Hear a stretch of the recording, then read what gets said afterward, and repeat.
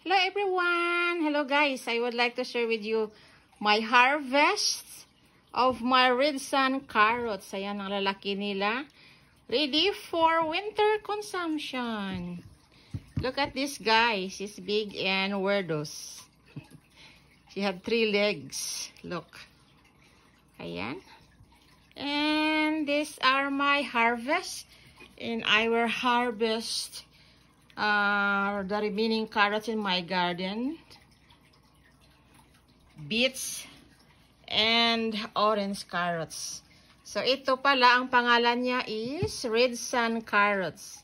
Ayan ang lalaki. So, pang juice, make some carrot cake, juice, and for baking also. Oh, ang sarap.